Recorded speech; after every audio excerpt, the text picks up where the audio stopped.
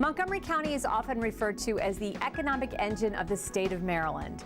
A healthy, diverse business economy here sets us apart from counties across the nation. In this show, we take a look at some of the businesses, large and small, that keep the engine chugging here. We recently paid a visit to Bethesda, where one of those companies hits all the right notes.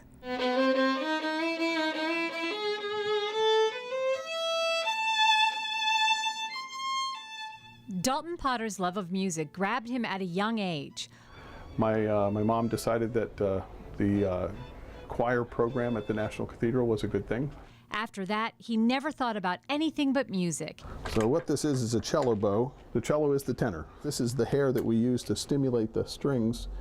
Then, at the age of 16, his parish sent him on a mission to Haiti to teach English to a group of students who were in an orchestra there. At that time, there really weren't a lot of avenues to escape poverty in Haiti. What this little orchestra did was they would take handicapped children. Then the orchestra would go on tour in the United States and fundraise for these kids back home. It was just, it really just totally moved me, and I've had that seed planted so deep. You do it all. Absolutely. So, with a smile. With a smile. After that, he went to work for the Violin House of Weaver, where he made classical guitars and eventually learned how to make violins. In 1996, he started Potter's Violins, and the rest is history. The fact is that the violin business is a very specific trade that has very specific skills that can't be easily duplicated. The learning curve for my employees is really, really long. It's not something you can just hire somebody to work for the summer and they take off. No, I'm very humbled by how many people around the country depend on us as their kind of home shop. Even when they move to other parts of the country, when they come back to visit, they have us adjust their instruments, or maybe they'll bring something and they want to upgrade it and trade it in, go to the next step. The violins that are crafted at Potter's Bethesda shop are created from scratch. Generally, making an instrument from scratch, like the parts that you see on my bench here, if that's all I did, I could make one in a month pretty easily. It's all handcrafted. Each instrument takes weeks of precise workmanship by one of the 4 luthiers who work at Potter's. Dalton Potter is humble about his success, giving credit to his staff and the personal attention that's given to each of their clients. There's a lady in Northern Virginia to have something made for her as a custom instrument. He's actually coming in today to get it adjusted.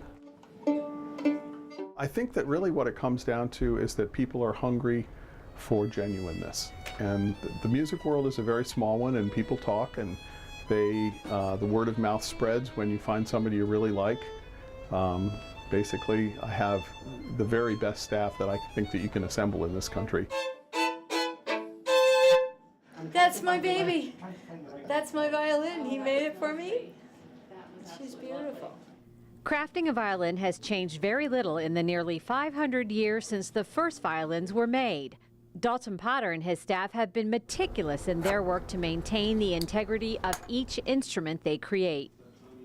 And we use the same oil varnish that was being produced the same way in Italy in 1760. Wow. Basically the same techniques that they were using back then, we're using the identical methods to produce our instruments today. This is standard oil varnish like they used, like I say, 200 years ago.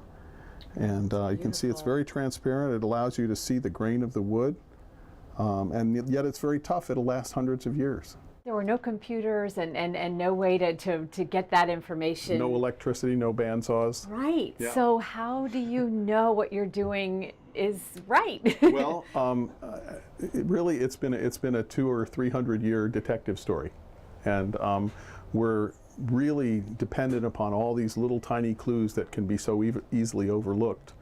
When we look inside an instrument and we see different colors of varnish that have leaked down through the F-hole, we can see what layers they put on first and second and third. We can even take chips of it and analyze it and try and find chemically what they were using. Though budgets for music programs in our schools have been cut across the country, Potter says he considers this the golden age of violin making. He attributes that to the Suzuki method of teaching, which has enabled many children to play music to a high standard. What he recognized was that music is a language, just like mathematics is a language. And if you can get children at an early age to develop their musical abilities, it affects all of the rest of the brain's development. And it has blossomed into a culture inside the United States of parents and students participating with their music, and teachers that it's just, it's so energizing and you know, positive that there's not very much I can say about it that isn't glowing. Dalton Potter grew up in a family of teachers where the awareness of students whose educations were compromised by their lack of resources was something that affected him.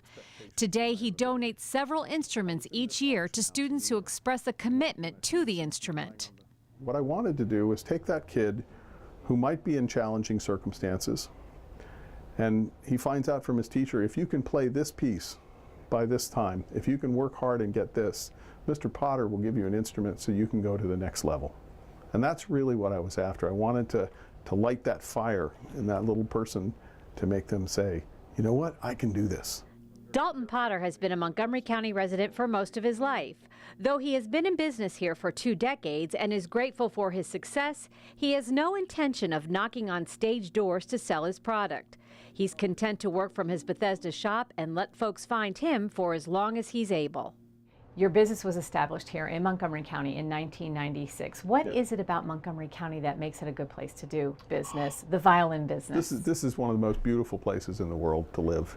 And the people here are, you know, they're fascinated with culture and arts, and of course there's the politics thing that bleeds over from the Washington area. But as a community, Montgomery County is very, very supportive of their children and college level people in professional arts.